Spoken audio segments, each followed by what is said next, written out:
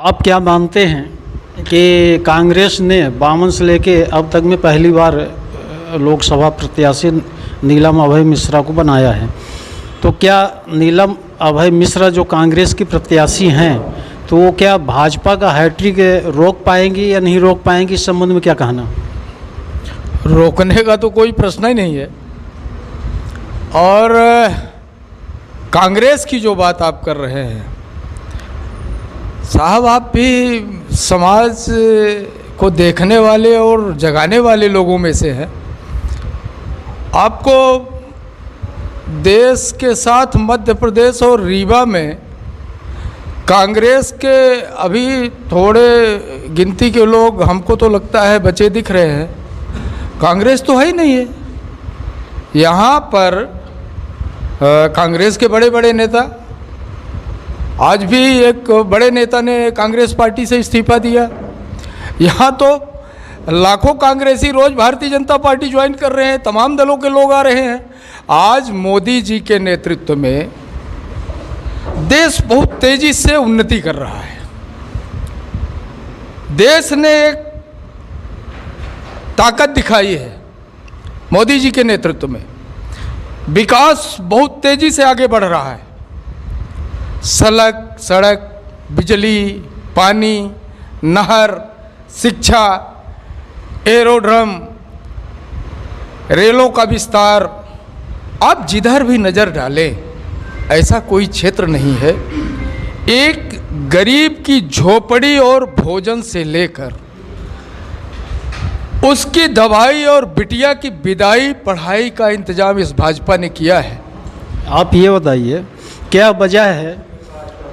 भाजपा का एक ही नारा था, कांग्रेस मुक्त। ऐसी उफान आई है कि सारे विपक्ष के लोग भाजपा में शामिल हो रहे हैं। आखिर वजह क्या है? कहीं ऐसा तो नहीं है कि ऐसा चाबुक हो, ऐसा चल रहा है कि चुन चुन के जो है भाजपा जो है विपक्षियों को जो है जेल में ठुसवा रही है, कोई जांच बैठा रही है, टारगेट विपक्ष को ही किया जा रहा है? कारण क्या है? नहीं, ऐसा नहीं है। आपने देखा होगा कई 2-4 उदाहरण हैं कि हमारे दल के जो लोग इस तरह के कार्यों में शामिल थे उन तक जांच हुई है, कार्रवाई हुई है। लेकिन जेल तो नहीं गए। लेकिन ऐसा नहीं है। हम आपसे ये कहना चाहते हैं प्रशासन अपना काम कर रहा है, ये विपक्षियों का काम है आरोप लगाना। सच्ची बात तो ये है कि कांग्रेस ने आज़ादी से लेकर अब तक हिंदुस्तान को चारागाह बनाकर रखा, लूट लिया है देश की संपत्ति को, जमानत कराकर बैठा है कांग्रेस का नेतृत्व। एन वक्त में लोकसभा चुनाव की प्रक्रिया चल रही है और विपक्ष को ही साधा जा रहा है। खास तौर पे केजरीवाल को जो है शराब घोटाले का मामला तो था, लेकिन क्या आवश्यकता पड़ी कि चुनाव घोषणा हो गया और उनको जो है टारगेट कर दिया गया? देखिए, केजरीवाल ने बहुत बड़ा धोखा दिया है जनता को। केजरीवाल की जांच पहले से चल रही थी। केजरीवाल ने दिल्ली के युवाओं को, दुर्भाग्य है ये, दिल्ली को वो शराब के गर्त में डाल रहा है अपनी अर्थव्यवस्था सुधारने के लिए। ये सामान्य बात नहीं है कि कोई एक जिम्मेदार व्यक्ति इतना बड़ा आंदोलन प्रदर्शन, अन्ना हजारे के आंदोलन प्रदर्शन का लाभ ले रहा हो। भारत की जनता कहीं न कहीं किसी कारण से धोखे में वोट दे दी दिल्ली की जनता ने। अब इसका मतलब ये नहीं है कि लूट खाओ, ऐसा बंगला तैयार कर लो, ऐसी टाइल्स लगवाओ, ऐसे दरवाजे लगाओ। भाई कभी कोई नहीं कर पाया। आखिर एक बात, धोखा एक बार होता है लेकिन दिल्ली की जनता दोबारा नहीं कर सकती। कहीं ना कहीं केजरीवाल दिल्ली में लोकप्रिय थे, इसीलिए दोबारा भी दिल्ली की जनता ने उनको कुर्सी में बैठाया। आखिर कोई ना कोई तो वजह था। नहीं भैया, पहली बार तो भ्रम बना रह गया। पोल तो अब खुला ना, तीसरी बार नहीं आएगी। जब पोल खुला सारा विषय सामने आ गया कि ऊपर से जितना ये सफ़ेद और ईमानदार दिख रहा है, ये उससे ज़्यादा गड्ढा इसका गहरा है भ्रष्टाचार का। 3 मंत्री जेल में है। आखिर नहीं, आखिर कारण ये है कि आखिर चूंकि केंद्र में आपकी सरकार है, 10 वर्ष से बीजेपी की सरकार चल रही है, आखिर विपक्ष में ही क्यों साधा जा रहा? विपक्ष में, ये तो इसका जवाब मैं दे चुका हूँ। ये आप लोग और विपक्षी लोग एक भ्रामक प्रश्न तैयार किए हुए हैं। किसी को साधा नहीं जा रहा है, ये प्रशासन अपनी कार्रवाई कर रही है, उससे हमारा क्या लेना देना है। 6 बार नोटिस गई थी। 6 बार 7 बार नोटिस गई। भैया समय पर जवाब देने क्यों नहीं गए? 9वां बार। तो ये आरोप लगाना कि जानबूझकर लोकसभा चुनाव की वजह से यह कार्रवाई की जा रही है, इसकी हमको कोई ज़रूरत ही नहीं थी। अन्ना है, शासन अपना, प्रशासन अपना काम कर रहा है, भ्रष्टाचार उजागर हुआ है, जनता के पैसे को लूटा जा रहा है, जहां जाना चाहिए, जिस खजाने में, शासन के खजाने में जाना चाहिए, वहां नहीं जा रहा है।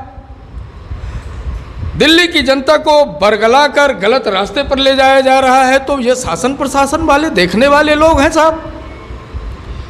हमारा तो प्रयास है कि देश उन्नति करे, मोदी जी के नेतृत्व में विकास हो, समाज आगे बढ़े। इसके साथ न्यायालय बनी है। आपके भाजपा का जब पहली बार जो नारा था 14 लोकसभा चुनाव में कि हर वर्ष बेरोजगारों को रोजगार देंगे, प्रधानमंत्री जन धन योजना लागू हुआ, ये हुआ कि हर एक व्यक्ति के खाते में 15 लाख रुपए दिया जाएगा, पर ये भी नहीं हुआ। और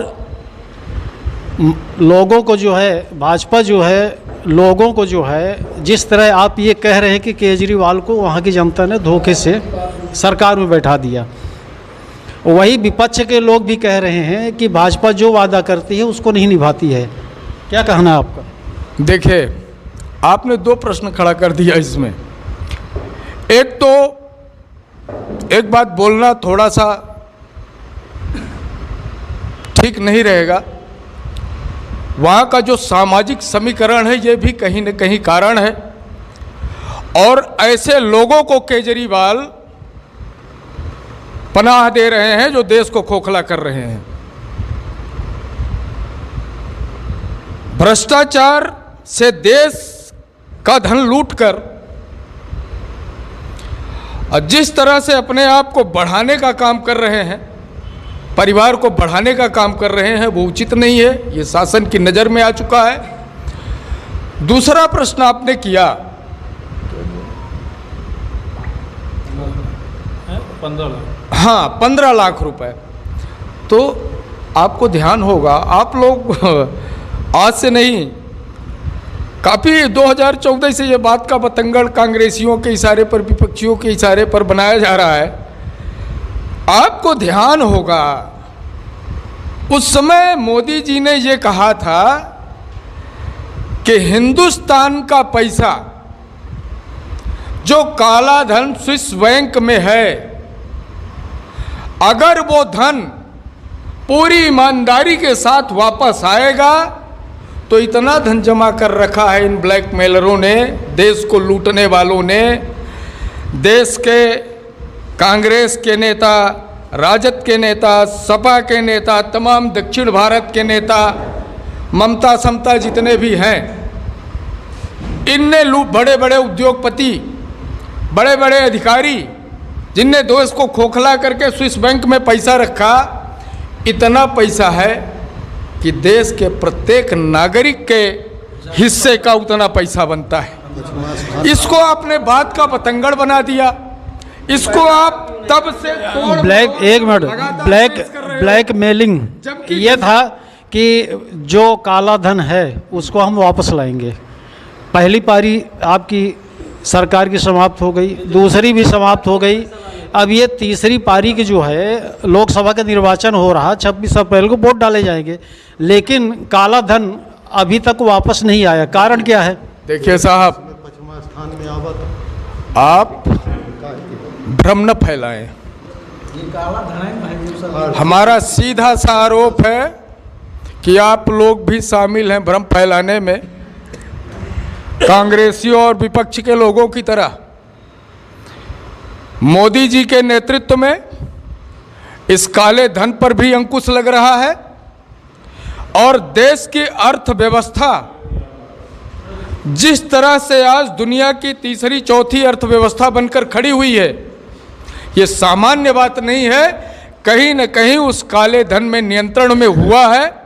इसकी वजह से आज हमारी अर्थव्यवस्था और देश का विकास इतनी तेजी से आगे बढ़ रहा है और जनमानस का इसी तरह से आशीर्वाद रहा है अगर, और मोदी जी के कार्य पर आशीर्वाद रहेगा। हम भी इस रीवा से जनार्दन मिश्रा जैसे स्वच्छ छवि वाले नेता को, जो नेता महात्मा गांधी के बाद पहली बार जिसने एक ऐतिहासिक कार्य किया है, समाज को स्वस्थ रखने के लिए जिस तरह से स्वच्छता पर ध्यान केंद्रित किया है जनार्दन मिश्रा ने, ये सबका कलेजा अलाउ नहीं करता है। ये सामान्य बात नहीं है।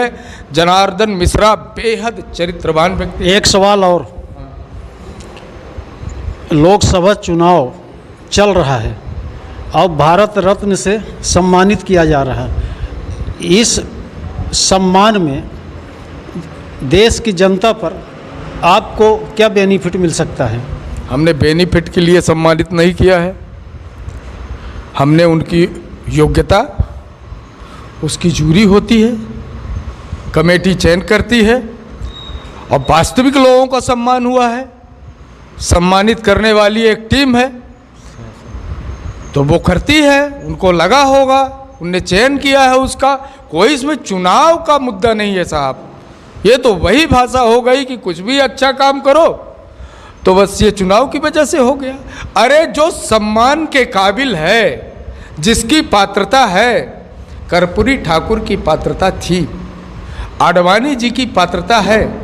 देश के इतिहास को बदलने में आडवाणी जी ने जो 90 के दशक में 92 में भूमिका निभाई है, सोमनाथ से अयोध्या तक, वो सामान्य बात नहीं है। 500 वर्षों की वो चाहत जिसके लिए संघर्ष हुआ था, जाने कितने लाख लोग बलिदान दिए थे, एक आशा का केंद्र बिंदु था, सफलता मिला है, समाज में परिवर्तन आया है। और सम्मान तो ऐसे लोगों का हुआ है जो सचमुच के सम्मान के काबिल है। यहाँ तो ऐसे ऐसे लोगों का सम्मान कर दिया गया था कि पात्रता की कोई आप अपने विरोध में किसको मानते हैं कि आपका सीधा किससे टक्कर है, किस पार्टी से है? रीवा में, रीवा संसदीय क्षेत्र में कि किससे आपका टक्कर है? किसी से नहीं, किसी से नहीं, कोई टक्कर नहीं है। मैंने पहले ही कह दिया, सारे विपक्ष के लोग भाजपा में आ रहे हैं, बचा कौन है भाई? किससे टक्कर है भाई? जिसने सांसद जी के ऊपर आरोप लगाया वो भी तो आपके पार्टी में आ गया। देखिए, आरोप लगाना, पार्टी में आना, ये समय और परिस्थिति है, ये अलग विषय है। भ्रम रहा होगा, आरोप लगा दिए। जब भ्रम दूर हो गया, सारी बातें साफ हो गई, तो उन्होंने स्वीकार कर लिया कि नहीं, हम गलत थे। सही है। विपक्ष का कहना ये है, विपक्ष का एक आखिरी सवाल ये है कि मोदी जी कहते थे कि कांग्रेस मुक्त भारत बनाएंगे, ये मोदी जी का नाम है। और जिस तरह से कांग्रेस के लोग बीजेपी में शामिल हो रहे हैं, तो क्या मोदी जी कांग्रेस मुक्त भारत बना रहे हैं या कांग्रेस बीजेपी बना रहे हैं? देखिए, आप अब एक मूल विषय पर जाइए। भारत की आज़ादी के बाद राष्ट्रपिता महात्मा गांधी ने कहा था कि कांग्रेस को समाप्त कर दो। कांग्रेस में तमाम विचारधाराएं शामिल थी देश की आज़ादी में। राष्ट्रपिता महात्मा गांधी कोई सामान्य व्यक्ति नहीं थे। उनने इस विषय को कहा था कि कांग्रेस को समाप्त कर दो, और मोदी जी तमाम गांधी जी के सपनों को साकार करने में पूरी अपनी क्षमता के साथ लगे हुए हैं, देश की आवश्यकता के साथ लगे हुए हैं। और कांग्रेस वो कांग्रेस जो पूरी तरह से सांप्रदायिक काम करती है, तुष्टीकरण की राजनीति करती है, भ्रष्टाचार में ऊपर से नीच शर्त से पांव तक डूबी हुई है। तो मोदी जी ने कोई गलत नहीं कहा, कांग्रेस मुक्त भारत होना चाहिए। इसीलिए कांग्रेस का जो योग्य व्यक्ति है, समझदार व्यक्ति है, जो देश की स्थिति को भांप लिया है और आज वो समझ गया है कि मोदी जी आवश्यकता है, भारतीय जनता पार्टी देश की आवश्यकता है, वो सभी लोग भाजपा में आ रहे हैं। कांग्रेस मुक्त होना ही है।